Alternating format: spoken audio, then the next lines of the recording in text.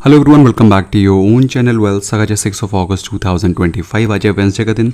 आज के दिन मार्केट ने दोस्तों दो इंपॉर्टेंट इवेंट्स पर रिएक्शन शो किया है। सबसे पहला RBI monetary policy committee meet के आउटकम, जिसमें कि कोई भी इंटरेस्ट रेट पे ट्वीक नहीं किया गया, ना बढ़ाया गया ना घटाया गया।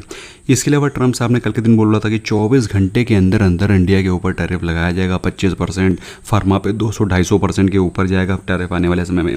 वो पूरा का पूरा रिएक्शन मार्केट ने आज के दिन फैक्टर इन कर लिया है। ट्रम्प साहब के इतने हाई प्रेशर ड्रामा के बावजूद आज मार्केट में क्या रिएक्शन दिखाई पड़ा। Nifty 75 points down, Nifty bank 51 points plus. Mid cap और स्मॉल कैप में थोड़ी सी गिरावट ज़रूर दिखाई पड़ रही थी, बट ओवरऑल अगर आप देखें तो मार्केट ने इस पूरे के पूरे जो स्टेटमेंट्स हैं उनको फैक्टर इन कर लिया। इनफैक्ट दोस्तों मुझे ऐसा लगता है कि मार्केट ने अभी ट्रम्प जी के किसी भी स्टेटमेंट पर रिएक्शन देना बंद कर दिया है।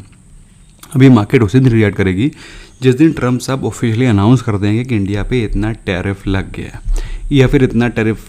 भाई देखो, दो ही चीज़ें हो सकती हैं, या फिर टैरिफ्स बिलो एक्सपेक्टेशन होगा कि भाई मार्केट ने एक्सपेक्ट कर रखा है कि करीब 20% के आसपास टैरिफ होंगे, तो उसके नीचे आता है 10%, 12%, 15%। It is good, it is positive.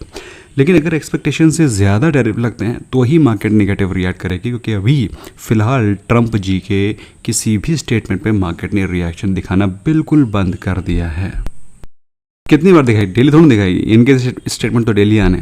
फिलहाल दोस्तों बात करें आज के दिन के एडवांस इंक्लाइन रेशियो के, मॉर्निंग से ही माहौल थोड़ा सा नेगेटिव हो गया था। वैसे I don't know why profit booking took place, क्योंकि मुझे तो कल ही पता था कि इंटरेस्ट रेट कुछ कट नहीं होने। क्योंकि अगर आपको याद है तो लास्ट मॉनेटरी पॉलिसी कमेटी की मीट के आउटकम में आरबीआई ने स्ट्रेट अवे सीधे सीधे एक बड़ा आई थिंक 0.5% का इंटरेस्ट रेट कट किया था। सीधे सीधे पहले 0.25 उसने कहा 0.5 नहीं 0.5%, विच वॉज अनएक्सपेक्टेड, और उसके बाद मार्केट ऊपर भी गई थी।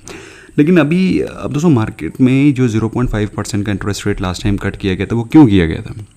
क्योंकि आरबीआई चाहता था कि इसके सीधे सीधे जो कम करना है धीरे धीरे उसको एक साथ ख़त्म करो और उसका पॉजिटिव रिएक्शन देखो, एनालाइज करो। वो चीज़ ऑलरेडी हो चुकी है, तो अभी मेरे हिसाब से इंटरेस्ट रेट कट होने का कोई मतलब ही नहीं बनता है। फिलहाल ग्लोबल एस्पेक्ट्स पे नज़र डालें, ग्लोबल मार्केट्स पे नज़र डालें तो यूरोपियन मार्केट्स में माइल्ड सी पॉजिटिविटी है। डाउ जोन्स का फ्यूचर हालांकि 180 पॉइंट्स पॉजिटिव ट्रेड कर रहा है, but gift Nifty is trading absolutely flat, in fact 12 points negative.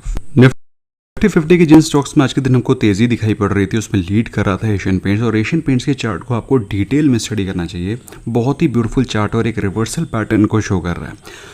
हम इस स्टेटमेंट को बाद में रिविजिट करेंगे जब हम आपको याद दिलाएंगे कि हमने एशियन पेंट्स को कब बताया था आपको, कब आपको इसमें स्टडी करना चाहिए। इसके अलावा HDFC life, BEL, Trent, Adani ports were the other top gainers today. गिरने वाले स्टॉक्स में लीड कर रहा था विप्रो, जो कि आज का दिन करीब 2.5% डाउन था। Sun pharma, IndusInd bank, Jio finance, tech Mahindra were the other top losers. वहीं लास्ट एक हफ्ते के आउट परफॉर्मेंस, अंडर परफॉर्मेंस के बारे में बात करें सो लास्ट एक हफ्ते में लीड करने में है ट्रेंड, जो कि 7% के आसपास ऊपर है। लार्सन करीब 4% के आसपास ऊपर है। Asian Paints, Eicher Motors, Hero MotoCorp, ये वो आज के लास्ट एक वीक के टॉप गेनर्स हैं, है ना, जिन्होंने अच्छा आउट परफॉर्मेंस शो किया है। गिरने वालों में लीड कर रहा अडानी एंटरप्राइजेज, जो कि करीब 10% डाउन है। Doctor Reddy, Sun Pharma, Tata Motors, Cipla, these are the companies जहाँ पर लास्ट एक हफ्ते में सबसे ज़्यादा गिरावट, अंडर परफॉर्मेंस दिखाई पड़ी है। अब आप पूछना चाह रहे होंगे सर मिड कैप और स्मॉल कैप के बारे में आज आपने बताया नहीं, बात करेंगे। फिलहाल बात करें हम लोग जहाँ पर हमें एक्यूमुलेशन दिखाई पड़ रहा है, हेवी एक्यूमुलेशन दिखाई पड़ रहा है as compared to previous day, उसमें है Infosys, SL technology, Tech Mahindra, TCS छोड़ के तीनों के तीनों आ चुके हैं। इसके अलावा Bharti Airtel, Power Grid are the other stocks जहाँ पर एक्यूमुलेशन चालू है। मिड कैप और स्मॉल कैप की दुनिया में अगर आप देखें तो टॉप गेनर्स में गोदरेज फिलिप है, जो कि आज के दिन फिर से 10% ऊपर था। Outstanding numbers, market rewards, just the results, profits बढ़ेंगे, मार्केट आपको रिवॉर्ड करेगी।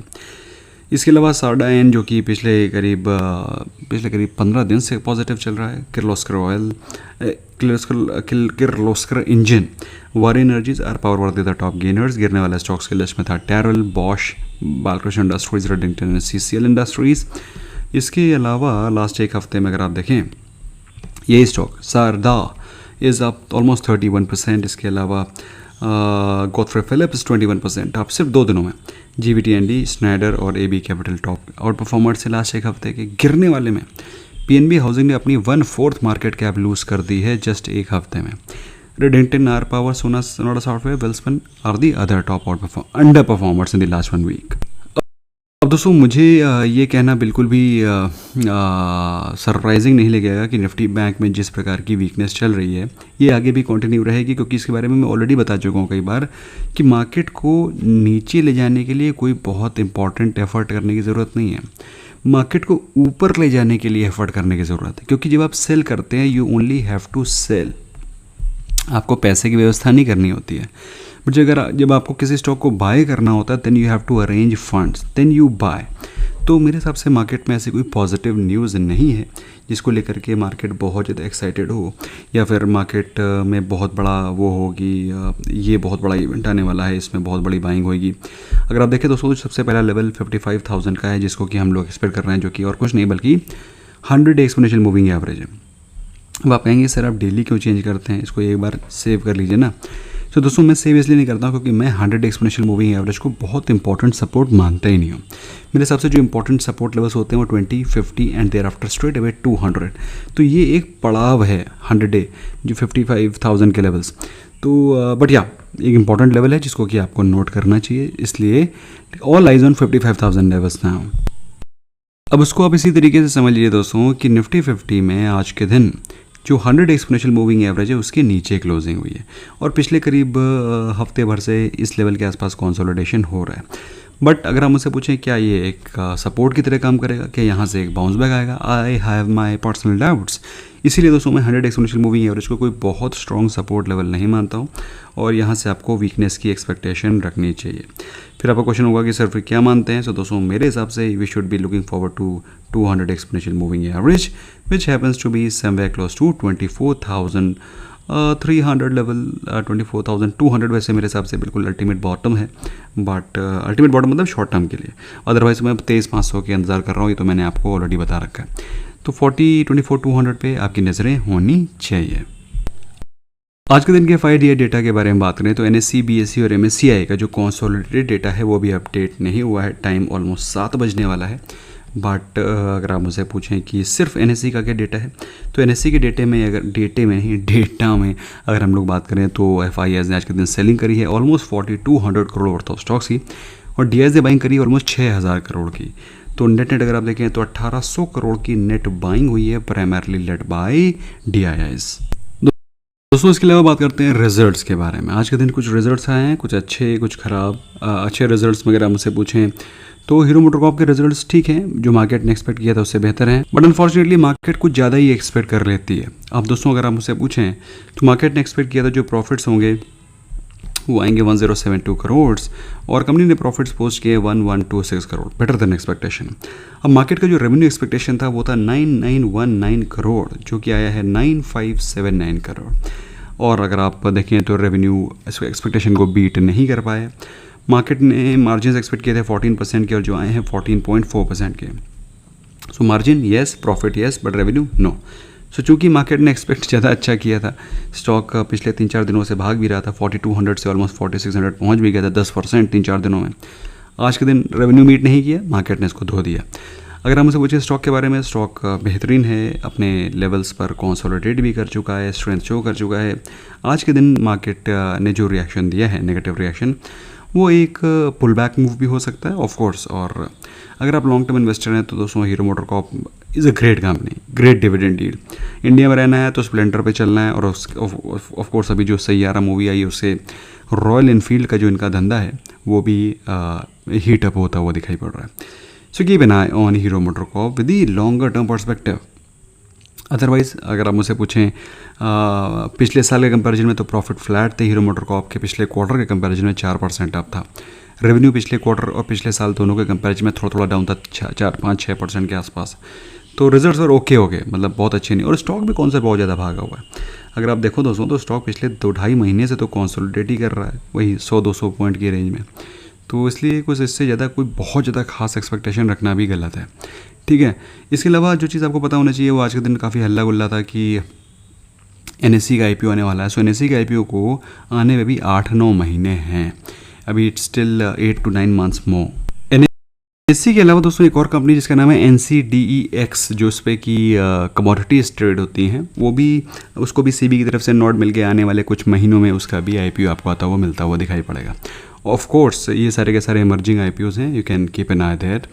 And if you want them, if you want the unlisted shares, of course you can contact us on our WhatsApp 602616 and 537. ठीक है.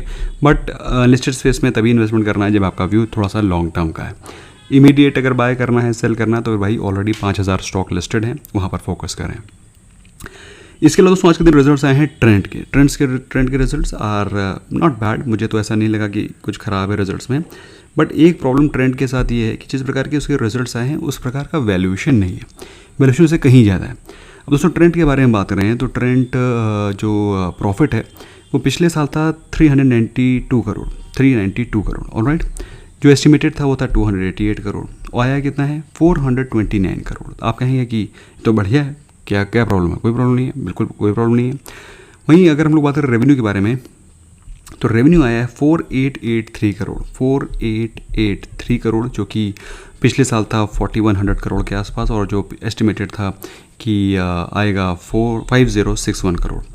अब जो estimate था उसको beat नहीं कर पाया रेवेन्यू. अब प्रॉफिट तो बीट कर गया बट रेवेन्यू बीट नहीं कर पाया क्योंकि मार्जिन्स उतने ज़्यादा, मार्जिन्स वैसे ठीक थे, 17.5% के मार्जिन है, there is nothing wrong. It is just that कि रेवेन्यू मीट नहीं कर पाया, इसीलिए स्टॉक आज के दिन थोड़ा सा डिसअपॉइंटिंग मूव शो कर रहा था. बट मुझे दोस्तों समहाउ ट्रेंड में बहुत ज़बरदस्त पोटेंशियल दिखाई पड़ रहा है. सो आप चाहें तो उसको स्टडी कर सकते हैं. उसके पीछे का रीज़न ये है कि पहली चीज़ तो स्टॉक एक डबल बॉटम बना चुका है, साथ में हायर हाइज हायर लोस के पैटर्न शो कर रहा है. तो इसको आप स्टडी करिए. I want you to focus on this. हाँ, लेकिन अगर आपका व्यू शॉर्ट टर्म का है तो यू कैन अवॉइड इट, क्योंकि लंबा कंसोलिडेशन भी मार सकता है. बजाज होल्डिंग के बारे में बात रहे हैं. आज के दिन रिजल्ट्स आए हैं and results have come good. Bajaj holding जानते हैं दोस्तों. बजाज होल्डिंग वो कंपनी है जो कि बजाज ग्रुप के जितने भी इनिशिएटिव्स हैं उनको फंड करती है, उनकी होल्डिंग कंपनी है. तो जो भी बजाज की कोई कंपनी है जिसको पैसा चाहिए, एक नया स्टार्टअप करना है, नया वेंचर लॉन्च करना है, तो उसकी जो होल्डिंग कंपनी है वो है बजाज होल्डिंग. बजाज होल्डिंग का जो प्रॉफिट है वो पिछले साल के कंपैरिजन में 116% बढ़ा है. समझ रहे हो? पिछले क्वार्टर के कंपैरिजन में 102%. बस इतना जनरली इतना प्रॉफिट होता नहीं उनको, मतलब कोई इन्होंने कुछ सेलिंग वेलिंग करी है अपने कुछ होल्डिंग्स में तभी प्रॉफिट को बुक किया है. रेवेन्यू पिछले साल के कंपैरिजन में 143% अप है और पिछले क्वार्टर के कंपैरिजन में 124% up, which is very very nice. और यही रीज़न है दोस्तों स्टॉक अपने लाइफ टाइम हाइज पर भी चल रहा है. अच्छे रिजल्ट्स के बारे में बात करना दोस्तों, एक और कंपनी जिसने कि बेहतरीन रिजल्ट्स पोस्ट किए हैं, कंपनी का नाम है पिडिलाइट इंडस्ट्रीज़. मेरा फेवरेट स्टॉक है दोस्तों. मेरे पोर्टफोलियो में था, मैंने अभी पिछले कुछ ही समय पहले इससे एग्जिट मारा है क्योंकि काफ़ी समय से अंडर परफॉर्म कर रहा था. मतलब अगर आप देखें तो पिछले साल अगर आपने जून जुलाई में होल्ड कर रखा था ये स्टॉक, तो अभी भी ये स्टॉक आपके पोर्टफोलियो में होगा, कोई रिटर्न नहीं पिछले एक साल में, बट अ गुड स्टॉक. तो अभी मैं इसमें थोड़ा दिन बाद ही इन्वेस्टमेंट करूँगा. फिलहाल रिजल्ट्स के बारे में बात करते हैं. काफ़ी समय तक दोस्तों मेरे पोर्टफोलियो में था, लेकिन काफ़ी समय से चल नहीं रहा था, तो हमने इससे थोड़ा सा कट मार लिया. Otherwise a great business great franchise. Pidilite के जो मार्केट ने एक्सपेक्ट किए थे प्रॉफिट्स वो आएंगे 617 करोड़, लेकिन उससे कहीं ज़्यादा बेहतर प्रॉफिट्स आए हैं 678 करोड़.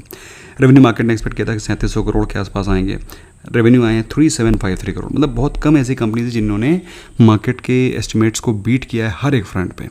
वहीं मार्केट ने एक्सपेक्ट किया था मार्जिन 23.6% के होंगे और मार्जिन आया 25%. हर एक फ्रंट पे बेहतरीन नंबर्स. स्टॉक भी आज के दिन पॉजिटिव था, 200 एक्सपोनेंशियल मूविंग एवरेज को ब्रीच कर चुका है.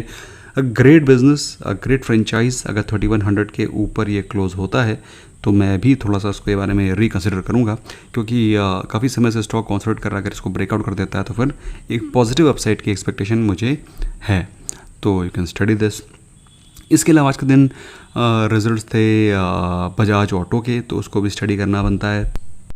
जैसे कि आपने हीरो मोटर कॉर्प के देखा है प्रॉफिट में ड्रॉप, मतलब पिछले साल के कंपैरिजन में. वहीं बजाज ऑटो में अगर आप देखें तो प्रॉफिट्स में हमको जम दिखाई पड़ रहा है as compared to last year. 5.4% का रेवेन्यू में भी बढ़ोतरी है. मार्जिन में हालांकि ड्रॉप है but overall results are okay, मतलब कोई ड्रॉप नहीं है. लेकिन ये सारे के सारे स्टॉक इतनी हेफ्टी वैल्यूएशंस पर ट्रेड कर रहे हैं कि अगर ये अच्छे रिजल्ट्स पोस्ट नहीं करते तो मार्केट इनको बहुत धोती है. जैसे कि बजाज ऑटो को देखें तो Bajaj auto was trading last year सितंबर अक्टूबर में एट द प्राइस ऑफ 12,500 का ये शेयर अभी आपको 8,000 पे मिल रहा है. पिछले करीब 6 महीने से कंसोलिडेट कर रहा है. देख रहा हूँ, मतलब फरवरी मार्च से लेकर के भी अगस्त आने आ गया है. तो रिजल्ट्स अभी भी बहुत ज़्यादा एक्साइटिंग नहीं है, आपने देख ही लिए हैं. ऐसे में दोस्तों मेरे हिसाब से थोड़ा सा कॉशियस रहें, थोड़ा केयरफुल रहें, क्योंकि रिजल्ट बहुत ज़्यादा अच्छे आ नहीं रहे हैं। एक्सपोर्ट्स में डेंट लग रहा है, अभी टैरिफ की सारी चीज़ें मसले बिल्कुल वो हैं, इन पाइपलाइन है। ऐसे में दोस्तों क्या है भाई, अपने ट्रेडिंग बेट्स पे फोकस करें, 3 से 5% के प्रॉफिट्स ले। हम लोग ने आज मॉर्निंग में एक ट्रेड लिया था जिसका नाम है जिंका लॉजिस्टिक्स, तो उसमें 3% के आसपास के प्रॉफिट्स हुए, उसको मैंने निकाल दिया। थोड़ा सा मैं होल्ड कर रहा हूँ, बाई चांस कल के दिन अगर गैप अप ओपनिंग हो जाती है तो उससे कल मॉर्निंग में प्रॉफिट्स को बुक कर लेंगे। तो अपना बिल्कुल सिंपल है। अगेन दोस्तों, this is my pick, that does not mean कि आप लोग इसको बाय कर लें। रीज़न रैशनल बिल्कुल सिंपल है, लाइफ टाइम हाइस को इसने ब्रीच किया था, मोमेंटम काफ़ी स्ट्रॉन्ग दिखाई पड़ रहा था, तो मैंने कहा ले लेते हैं, 3 से 5% के प्रॉफिट वगैरह बन गए, तो थोड़ा सा मैं होल्ड कर रहा हूँ। पोटेंशियल तो इसमें बहुत ज़्यादा है, but again do study it before buying any stock. Please do your complete research, discuss with your financial advisor before investing. हमसे जुड़ना चाहते हैं, free of cost demat account का लिंक डिस्क्रिप्शन में है, आप free of cost demat account open कर सकते हैं, and you can be part of our family for lifetime, that too absolutely free of cost. See you there, bye bye for now.